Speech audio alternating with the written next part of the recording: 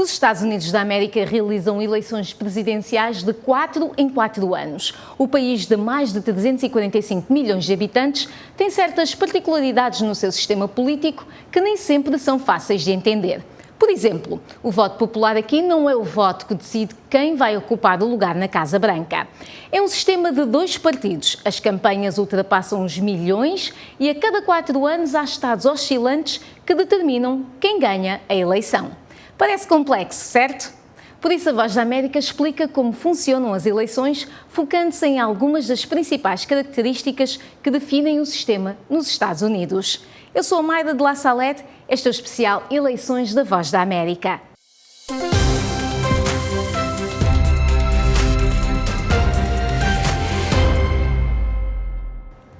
Quanto custam as eleições nos Estados Unidos da América? Os Estados Unidos são um dos países com as eleições mais caras do mundo. As eleições presidenciais e para o Congresso dos Estados Unidos da América em 2020 custaram mais de 16 mil milhões de dólares e os especialistas dizem que o custo das eleições de 2024 será provavelmente muito mais elevado.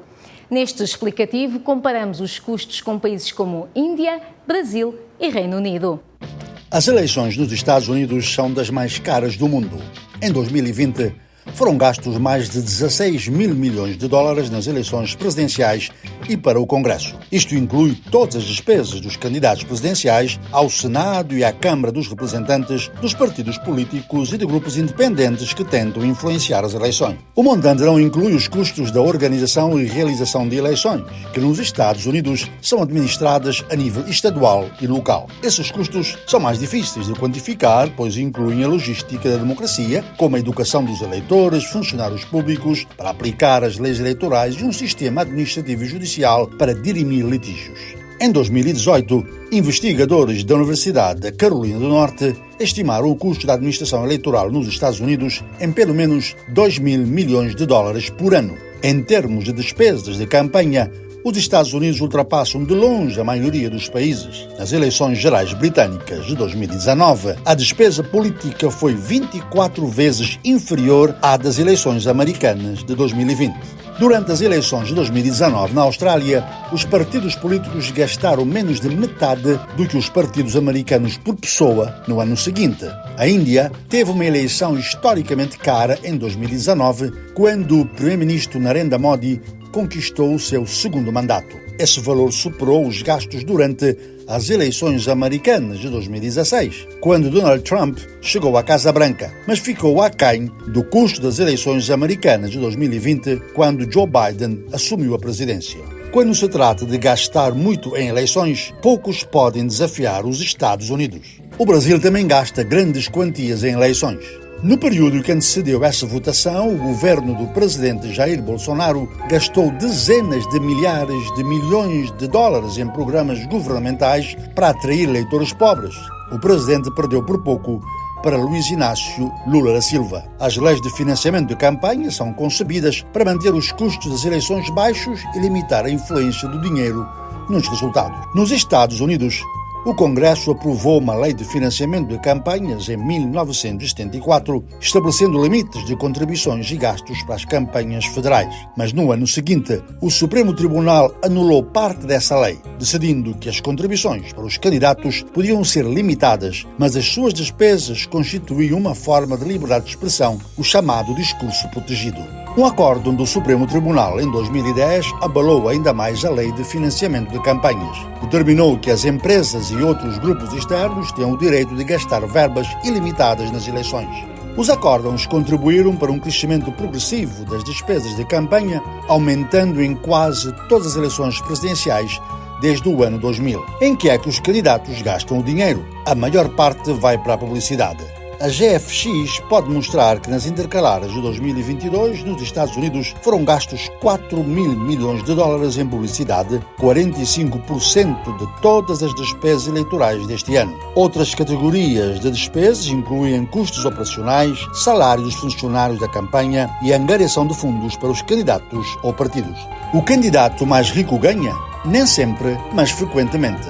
Durante as eleições intercalares de 2022 nos Estados Unidos, 93% dos candidatos à Câmara dos Representantes e 82% dos candidatos ao Senado que mais dinheiro gastaram foram os vencedores. Após a eleição, a dependência do dinheiro não para. Os eleitos passam boa parte dos seus dias a angariarem fundos para a próxima campanha. E assim ficamos a saber que milhares de milhões de dólares são precisos para se participar na corrida à Casa Branca. Nos Estados Unidos da América, o presidente não é eleito pelo voto popular. O colégio eleitoral é como nos referimos ao processo pelo qual os cidadãos dos Estados Unidos da América elegem o presidente. Veja como funciona. Depois que cada partido determina um candidato presidencial, o candidato escolhe estrategicamente um companheiro de campanha para a eleição geral. As equipas então fazem uma campanha agressiva em preparação para a eleição a 5 de novembro, a primeira terça-feira do mês. No dia da eleição, os eleitores registados vão ao centro de votação local para escolher o candidato do seu partido a presidente. O presidente será tecnicamente determinado por um sistema chamado colégio eleitoral. O colégio eleitoral é composto por representantes ou eleitores que são alocados com base nos resultados da votação em cada estado. Estados com maior população têm mais eleitores. Estados com menor população têm menos. Para ganhar a presidência, um candidato deve ganhar a maioria, ou 270 dos eleitores. Os eleitores então votam cerca de um mês depois, mas o novo presidente só tomará posse oficialmente em meados de janeiro. Portanto, embora um candidato ou candidata possa conquistar o voto popular, o importante mesmo é ganhar os estados com mais delegados do colégio eleitoral.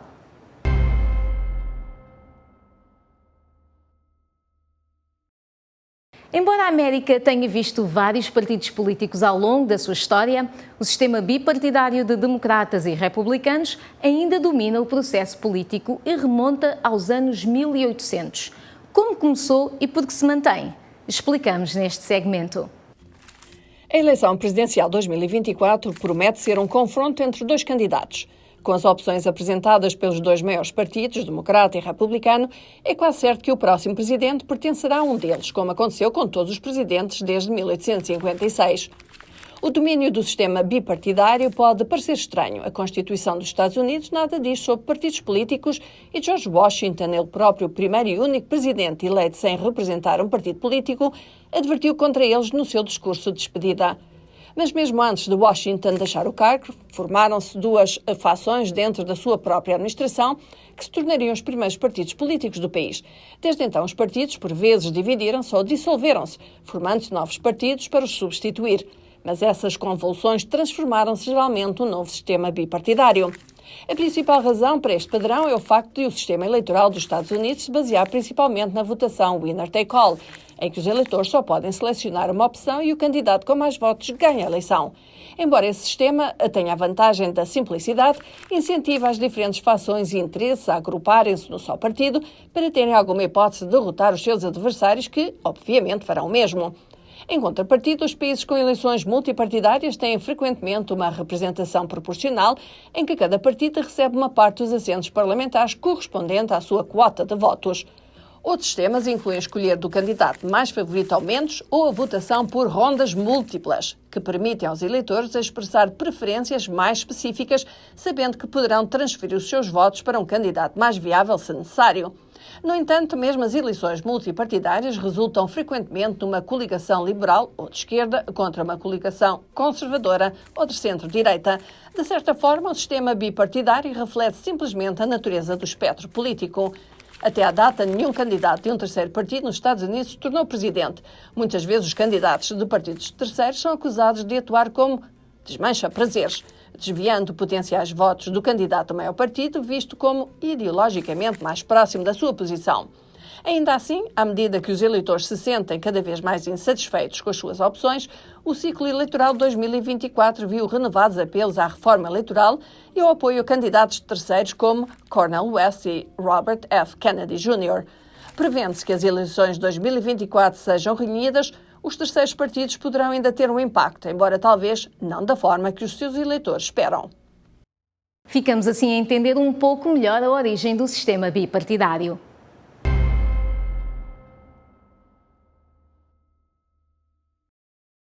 A cada 4 anos, a corrida presidencial dos Estados Unidos da América concentra-se nos estados oscilantes. Esses campos de batalha, ao contrário da maioria dos estados que sempre favorecem um partido, podem mudar entre as eleições e geralmente determinam quem ganha a Casa Branca. Com apenas alguns estados normalmente em jogo, as campanhas despejam recursos nessas arenas cruciais, cujos votos eleitorais frequentemente decidem o resultado, tornando-os o foco de campanhas intensas. Entender os estados oscilantes é essencial para entender como a América escolhe o seu presidente, moldando estratégias e potencialmente alterando o cenário político da nação. Os estados oscilantes são cruciais para ganhar a Casa Branca em 2024. Nestes estados de batalha, assiste-se às campanhas políticas mais ferozes e dispendiosas e os seus eleitores têm uma influência significativa nas eleições. Como é que isto funciona?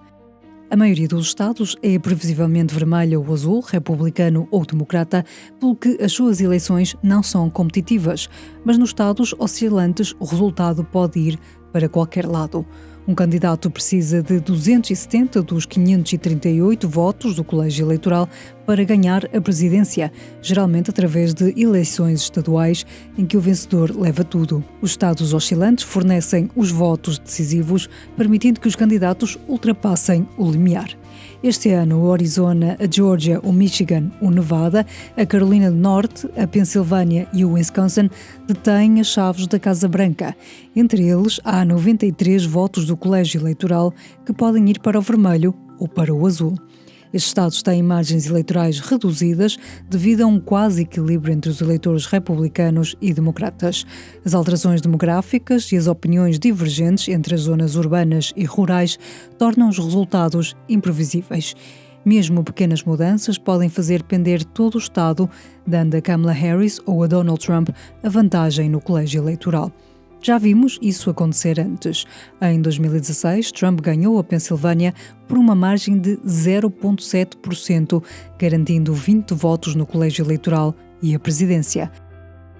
4 anos mais tarde, Joe Biden recuperou o estado por 1,2%, ajudando-o a ganhar a Casa Branca. No mesmo ano, Biden ganhou por uma escassa maioria de 12 mil votos na Geórgia, fazendo com que o estado passasse de vermelho a azul pela primeira vez em quase 3 décadas. Os estados oscilantes são imprevisíveis, mas uma coisa é certa, eles têm uma influência enorme em 2024. Nessas áreas, cada voto é importante. Então, há estados tradicionalmente azuis e estados tradicionalmente vermelhos. Depois, há os estados que, a cada eleição, podem pender para um lado ou para o outro.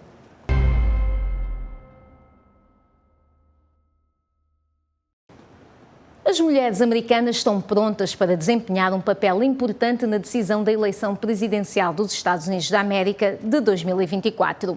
Nos últimos anos, as mulheres registaram-se para votar e votaram em taxas mais altas do que os homens. E na eleição de 2020, as eleitoras superaram os eleitores homens em vários milhões.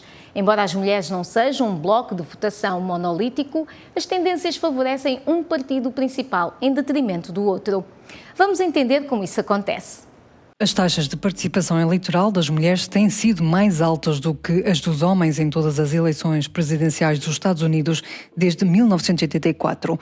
E de acordo com o Center for Women in American Politics, as mulheres votaram nos democratas em detrimento dos republicanos em todas as eleições presidenciais desde 1992. Não só as mulheres são mais numerosas do que os homens, como vivem mais tempo do que eles. Esses grupos mais velhos vão estar muito mais representados por mulheres. Por isso, é importante ter mulheres se for um democrata a candidatar-se a um cargo. Usando os últimos números do Censo dos Estados Unidos, o demógrafo William Frey, do Instituto Brookings, analisou como será o voto feminino em 2024. Ele diz que as tendências favorecem os democratas, em parte porque mais eleitores hoje são mulheres com formação universitária. As mulheres sem formação académica, que historicamente têm maior probabilidade de votar no candidato presidencial republicano, representarão menos de 40% do eleitorado.